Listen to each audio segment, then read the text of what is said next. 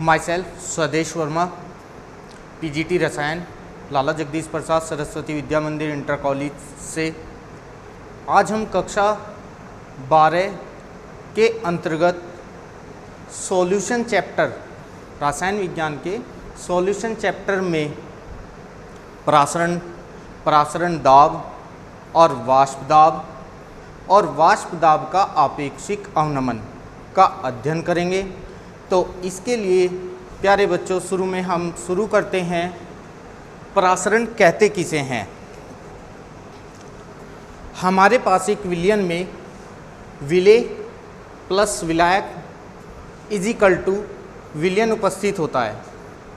तो प्रासरण में विलायक के अणुओं का अर्धपारगम्य झिल्ली के द्वारा, विलायक के अणुओं का या कणों का अर्धपारगम्य झिल्ली द्वारा विलयन में अधिक सांद्रता की ओर स्वतः प्रवाह ही प्रासरण कहलाता है। इसके साथ साथ एक प्रक्रिया अन्य है विसरण। यह ठीक विलायक प्रासरण के विपरीत प्रक्रिया है, अर्थात इस प्रक्रिया में विलायक कणों का अधिक सांद्रता वाले विलयन से कम सांद्रता वाले विलयन की ओर प्रवाह होता है। तो यह प्रक्रिया विसरण कहलाती है। प्रासरण व विसरण में अंतर देखते हैं। तो जैसे हमने डेफिनेशन के अनुसार देखें तो विलायक के कणों का अर्धपारगम्य झिल्ली के द्वारा, प्रासरण में अर्धपारगम्य झिल्ली का होना आवश्यक होता है। विसरण में अर्धपारगम्य झिल्ली आवश्यक नहीं है। विसरण में विलेय के कण विलायक की ओर और विलायक के कण विलेय की ओर प्रवाह करते हैं। और विसरण में यह प्रक्रिया जब तक चलती है जब तक दोनों तरफ की सांद्रता समान न हो जाए। आगे विलायक के कणों का प्रवाह एक दिशा में होता है, अर्थात अधिक सांद्रता की ओर, जबकि विसरण में दोनों दिशाओं में कणों का प्रवाह होता है। अतः कम सांद्रता, अतः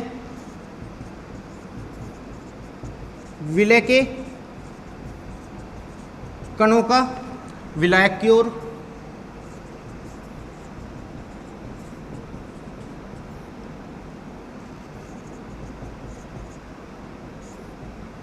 और विलायक के कणों का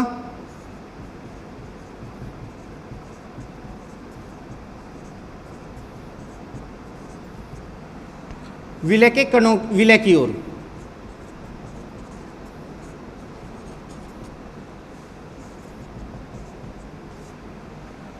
विलेय की ओर और विलायक के कण अधिक सांद्रता से कम सांद्रता की ओर गति करते हैं, जबकि विसरण में कण कम सांद्रता से अधिक सांद्रता की ओर गति करते हैं।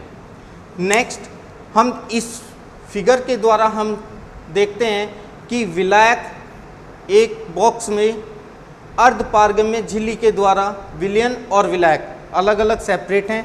तो प्रासरण की क्रिया में विलायक के कण विलयन में अर्धपारगम्य झिल्ली में से होकर जाते हैं। यहाँ पर हम एक शब्द अर्धपारगम्य झिल्ली बार बार प्रयोग कर रहे हैं। इसे हम अभी बताएंगे बाद में। डस्टर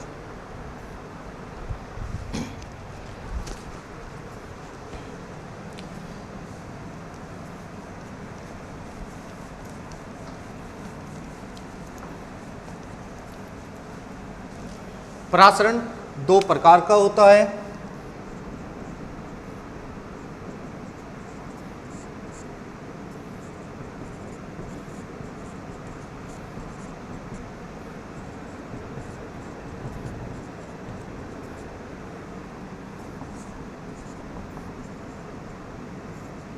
बाह्य प्रासरण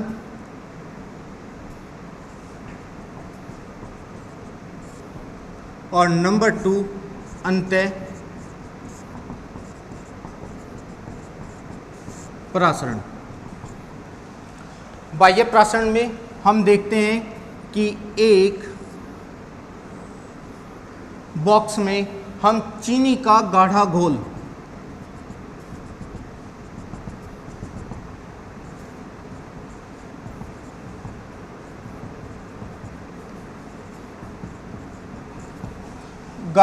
लेकर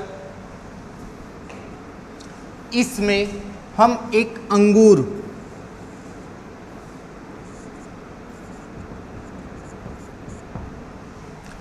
को रख देते हैं। तो बाह्य प्रासरण के अंतर्गत हम देखते हैं कि यह इसमें से अंगूर में से जो पानी है, रस है अंगूर का, वो निकल जाता है और इसका इस प्रकार का स्वरूप हमें प्राप्त होता है।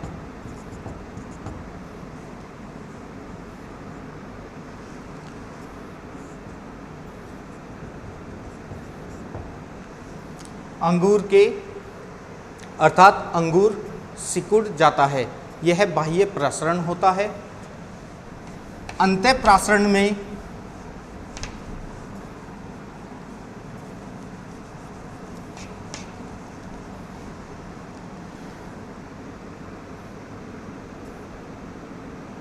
यदि एक पानी में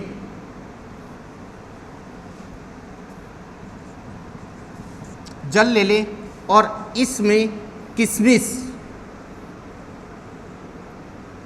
रख दें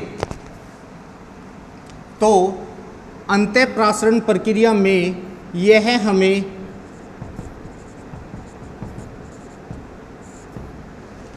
फूली हुई, किस प्रकार से फूली हुई प्राप्त होगी, अर्थात किशमिश अंगूर का रूप ले लेगी।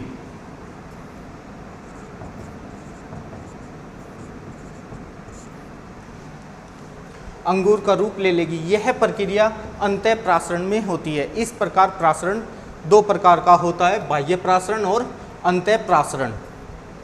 नेक्स्ट, हम एक शब्द प्रासरण में यूज कर रहे थे, अर्धपारगम्य झिल्ली का। तो ये झिल्ली क्या होती है? ये झिल्ली है पहले पारगम्य झिल्ली।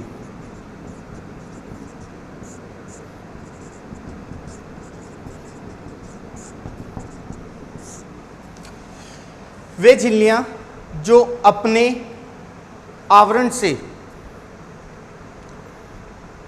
विलेय और विलायक के कणों को आर पार जाने देती है, अर्थात कणों को आर पार निकलने देती है, पारगम्य झिल्ली कहलाती है। दूसरी अपारगम्य झिल्ली।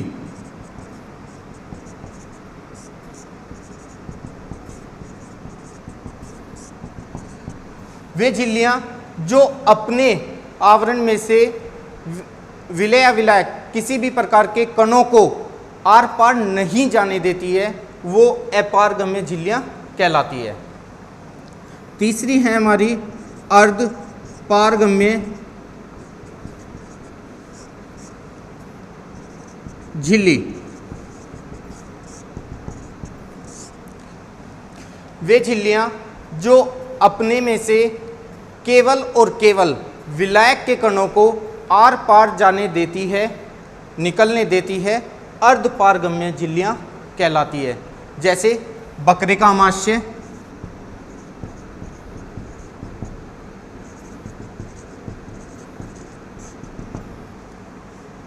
और अभी हमने ऊपर एग्जाम्पल लिया था किशमिश का आवरण,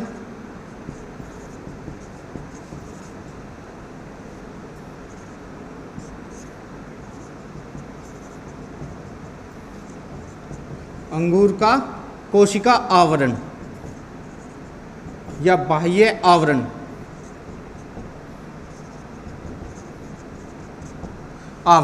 ये प्राकृतिक अर्धपारगम्य झिल्लियां हैं, अर्थात अर्धपारगम्य झिल्लियां दो प्रकार की होती है।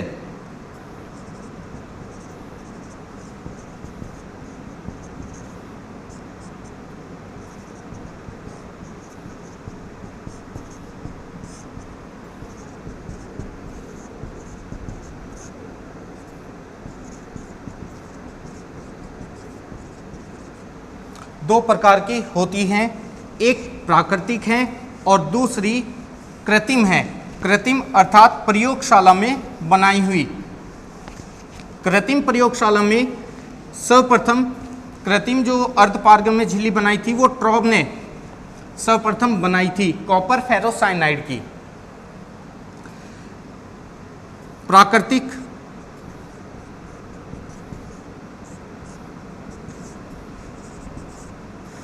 कृत्रिम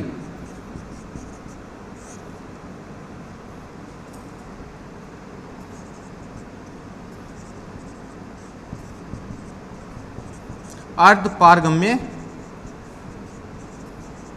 झिल्ली और कृत्रिम अर्धपारगम्य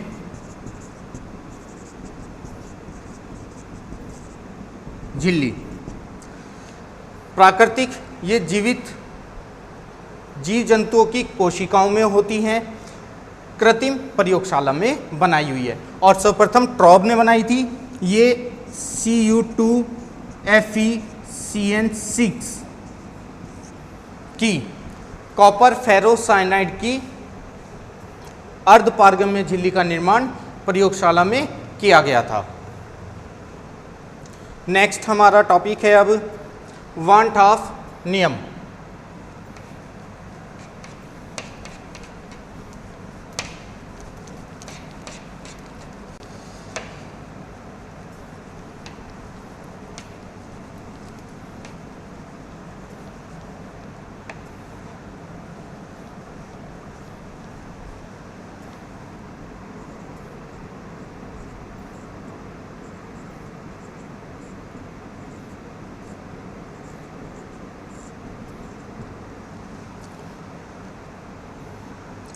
इसमें सर्वप्रथम आता है आपका फर्स्ट बॉयल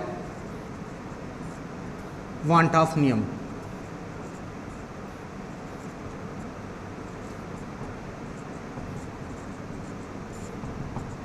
इस नियम के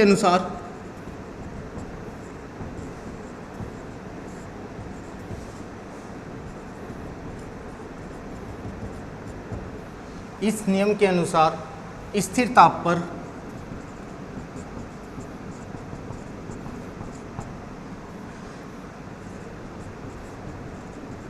विलयन का प्रसारण दाब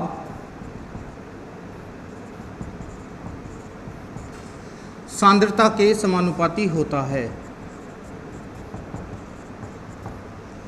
सांद्रता के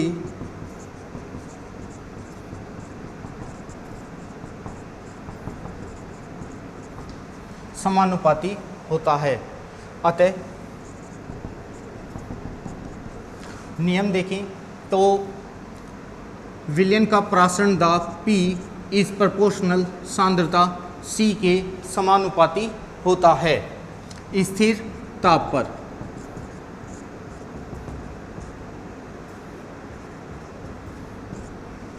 या P बराबर Kc, जहाँ K बराबर एक स्थिरांक है। दूसरा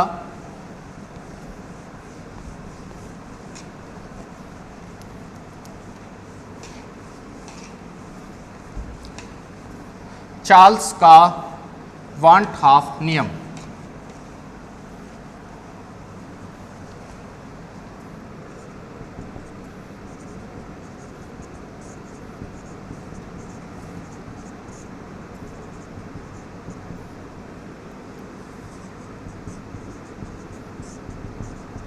इस नियम के अनुसार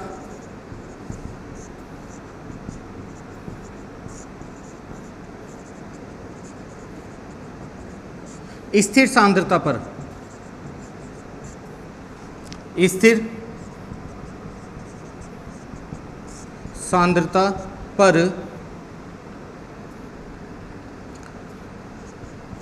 प्रसारण दाब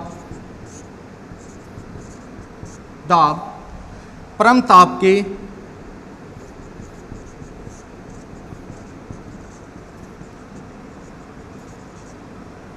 समानुपाती होता है, अतः स्थिर सांद्रता पर प्राशन दाब P इज प्रोपोर्शनल T। यदि हम दोनों नियमों को मिला दें, दोनों नियमों को मिलाने पर, अर्थात P इज प्रोपोर्शनल C, ये हो गया स्थिर ताप पर। Number 2, P is proportional T, ये हो गया स्थिर सांद्रता पर।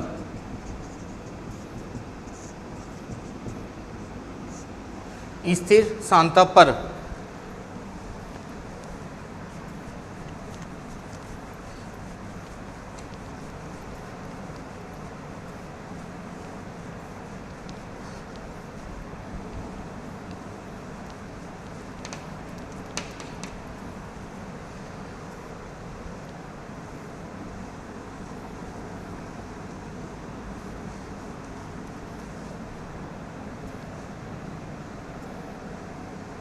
या P is proportional C T, या आगे ले C बराबर है हमारी सांद्रता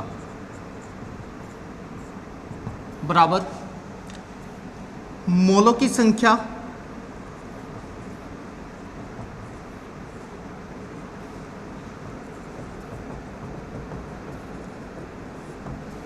बटे आयतन।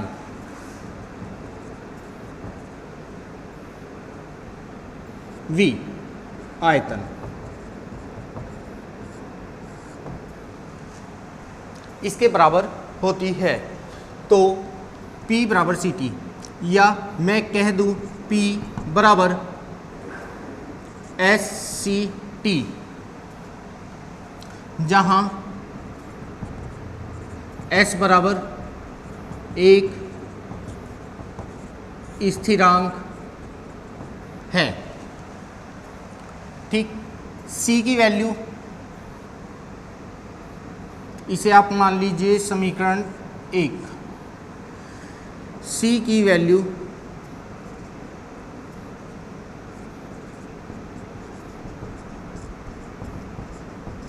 समीकरण 1 में रखने पर P बराबर S N अपॉन V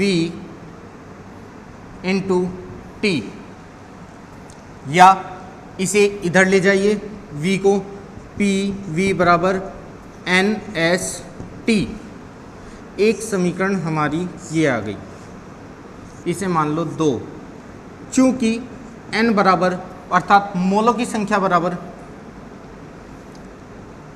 पदार्थ का ग्राम में भार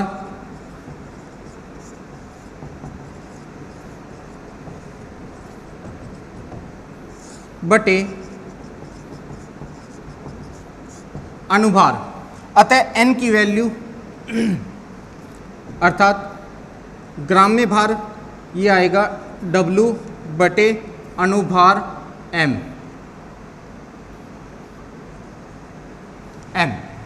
तो N की वैल्यू समीकरण 2 में रखने पर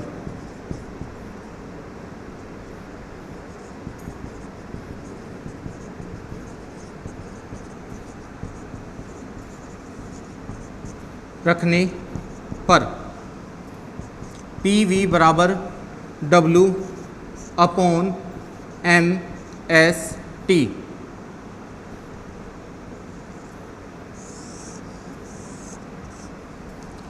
प्रासरण दाब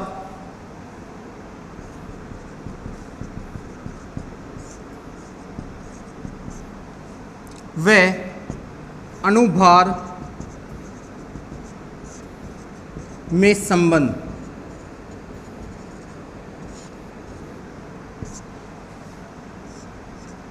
यह समीकरण प्रासरण दाब व अनुभार में संबंध भी प्रदर्शित करती है। इसके द्वारा हम अनुभार, दिए गए पदार्थ का अनुभार भी ज्ञात कर सकते हैं, या प्रासरण दाब ज्ञात करना हो, दोनों इसी से ज्ञात किए जा सकते हैं। प्रासरण दाब ज्ञात होने पर हम अनुभार ज्ञात कर सकते हैं और अनुभार ज्ञात होने पर हम प्रासरण दाब को ज्ञात कर सकते हैं। इसी आधार पर हम एक या दो न्यूमेरिकल इस क्वेश्चन पर, इस समीकरण पर आधारित देखते हैं। समीकरण PV NST समीकरण पर आधारित क्वेश्चन लेंगे हम। 10 डिग्री C पर 10 ग्राम कार्बनिक यौगिक 1 लीटर विलयन में घोला गया। विलयन का प्रासरण दाब 1.18 वायुमंडल प्राप्त हुआ। तो हमें पदार्थ का अनुभार ज्ञात करना है, जबकि दिया हुआ है S बराबर 0.082 लीटर वायुमंडल पर केल्विन पर मोल और P दाब 1.18 वायुमंडल दिया हुआ है। T टेम्परेचर केल्विन में चेंज करेंगे, 273 प्लस कर देंगे।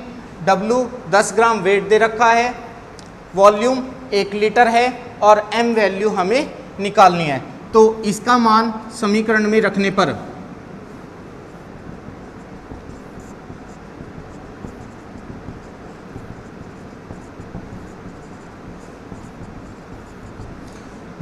पर P की वैल्यू 1.18 गुना 1 बराबर W की वैल्यू है हमारी 10 ग्राम 10 बटे M हमें फाइंड करना है गुना S 0.082 मल्टीप्लाई टेम्परेचर 283 से M निकालना है। M को इधर ले आओ और इसे इधर ले जाओ, तो M इज इक्वल टू 10 गुना 0.082 मल्टीप्लाई 283 अपॉन 1.18 गुना 1। दशमलव खत्म कीजिए, हटाइए, गुना 100 ऊपर से गुना 1000, 0 से 0 सभी जितनी भी खत्म होती है कर दीजिए। 1 2 3 0, 1 2 और 3 0। तो हमारे पास अब वैल्यू आ गई 82 गुना 283 बटे 118। और जब हम इसे सॉल्व करेंगे तो हमारी वैल्यू 196.90 अनुभार। अतः M बराबर